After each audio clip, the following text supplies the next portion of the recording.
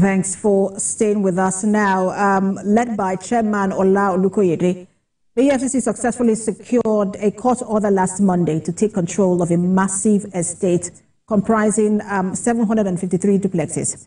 Now, former governor of the Central Bank of Nigeria, Emefiele, along with his associates, has allegedly been linked to the ownership of the estate seized in Lukogoma, Abuja. Let's bring you the report. Since its establishment in 2002, this is the Commission's single largest recovery. This estate, located in Lukogoma, contains over 740 buildings of terraces, duplex, block of flat, and semi-detached duplex. From the master plan, it is to also have a school and a shopping mall. The Commission had, through an application filed before the court, argued that it had reasonable suspicion that the property have been acquired or developed with proceeds of unlawful activities pursuant to Section 17 of the Advanced Free Fraud Act. On 1st November 2024, Justice Jude Onwebuze of the FCT High Court Apo granted an order of interim forfeiture for the estate, which measures 150,500 square meters. The interim order was to be published in any widely read national newspaper to enable any of the interested party appear before the court to show cause within 14 days, while the final order of forfeiture of the property sought to be forfeited should not be made in favor of the federal government. Now, the court has granted an order for final forfeiture of the property said to belong to a top government official. The Commission is keeping the name of the owner under wraps until it is safe to do an all-blown-out exposure. An order of final forfeiture gives right to the federal government over the property. With this order of final forfeiture, the EFCC has not taken possession of this property. Celestina Iria, TVC News, Abuja. All right, let's now bring in constitutional lawyer Malaki Ogumadu as he joins us via Zoom for more on this development. Good to have you join us. Thank you. I'm delighted to be here. Good afternoon now. So, what do you make of this latest development from the EFCC and then the refusal of the EFCC to name who this person is, even though some have now, some people have now had access to the court documents? Well, first of all, let us be clear, and let us put it in perspective, that all of these revelations are very sad commentaries in the history of this country, where as much as 700 units of real property are ascribed to be the subject of proceeds of crime, because that's the basis upon which the jurisdiction of the EFCC is invoked. Having said that, the second point to be established is that the EFCC is well within its powers, and I'm referencing the powers under the Enabling Act, EFCC Establishment Act, to proceed on property suspected to be proceeds of crime, and in respect of which no person can lay valid claim to its ownership or their ownership.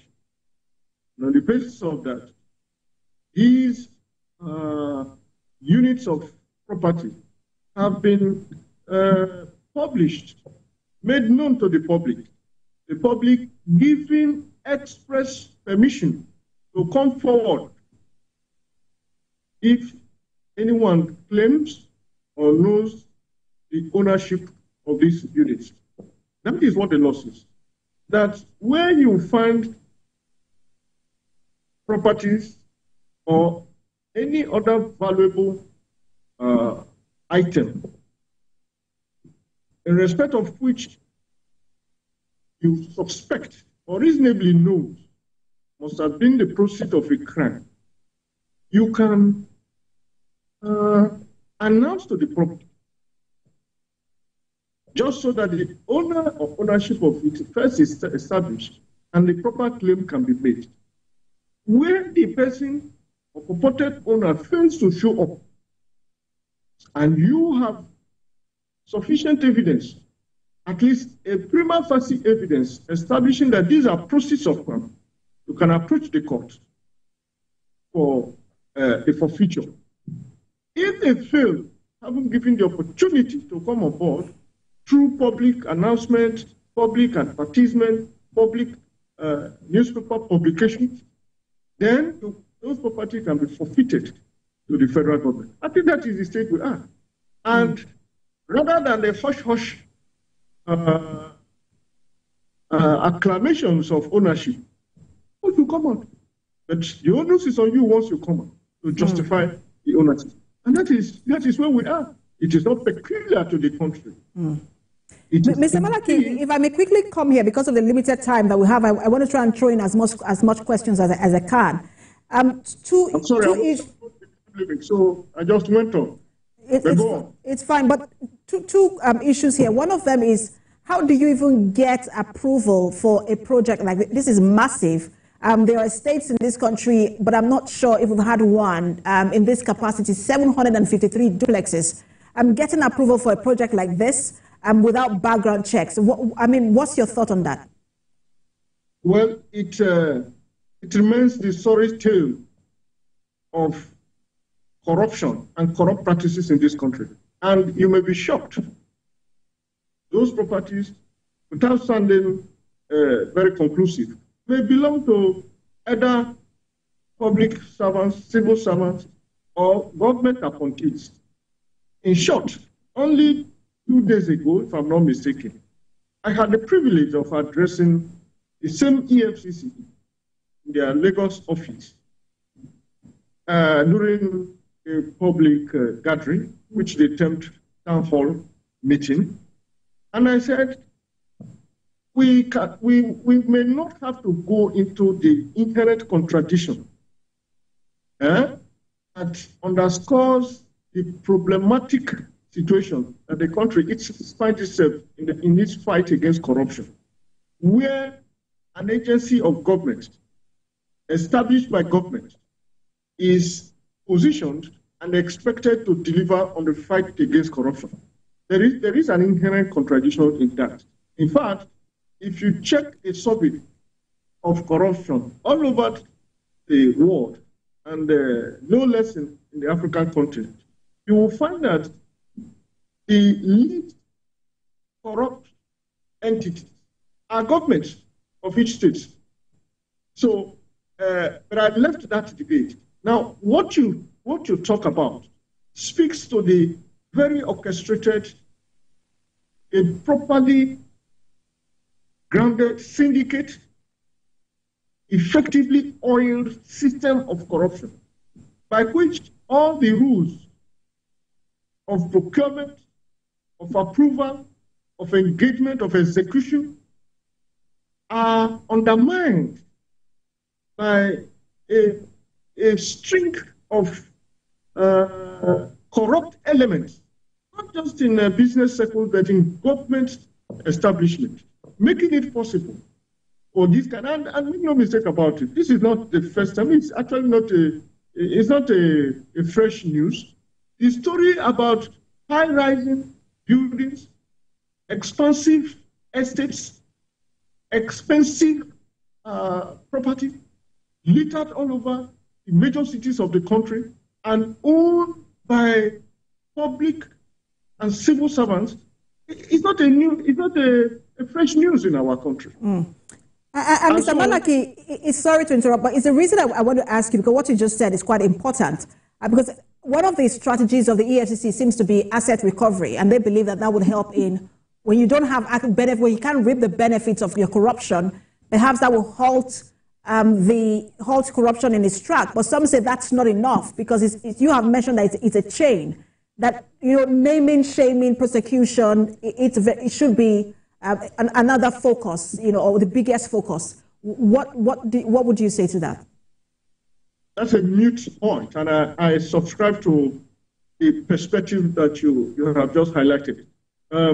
However, you see, in that business of corruption, what ought to even be done, what needs to be taken on properly, is to incentivize corruption and nip it. All of the factors that give rise to corruption in a society ought to be taken care of. If you look at Section 15, Subsection 5 of the 1999 Constitution as amended, dealing with the fundamental objectives and directive principles of state policies, you will find that it is one of the economic objectives of Nigeria to abolish all forms of corruption and abuse of office. That is even a constitutional provision. But it doesn't end there. What needed to be done as a follow-up for the realization of that lofty objective as a principle of state is to deal with the socio-economic conditions that lead to this corruption in the first place. For instance, the economy. How effectively run is the economy? If you look at Section 16 of that Constitution that I've also quoted, it talks about how the wealth of the country ought to be evenly distributed, how they need to be employment, how they need to be healthcare, how they need to be up to pension, up to retirement benefits, and so on and so forth. All of those things ought to be taken seriously. You undermine it and harvest a system that encourages and incentivizes people trying to primitively accumulate for the rainy days. But that is not an excuse. The point being that at the end of the day, what is missing is that our society is reactive to the incidence of corruption rather than proactively attacking those conditions that lead to corruption in the first place.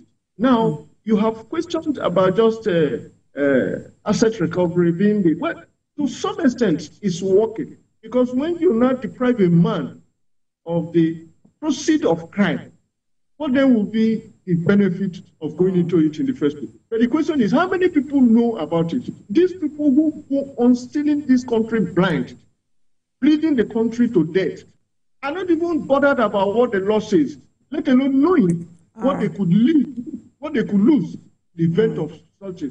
So my position finally, because I can see that you want me to, my position finally is that, yes, of course, we could start that way. The law does not mandate them to name those people. However, it can become a campaign issue, that it doesn't just stop at taking away this whole asset from them. It will make a whole deal of difference if they are identified, brought to the public, shamed, and so that the youth and the younger ones will see how not to live their life. I mean, you made a really great point, and I really wish we could continue this conversation because it's quite an interesting one, but we do have to leave it there. Constitutional lawyer Malaki Gumadu, you know that it's always a pleasure to have you on the program. We'll always look forward to having you again. Thank you for your time. Thank you for the opportunity. All right, that's Standpoint this week. Remember, you can watch a repeat broadcast at 11 p.m. tonight and 5 a.m. on Sunday morning. I am Precious Amayo. Thanks for watching.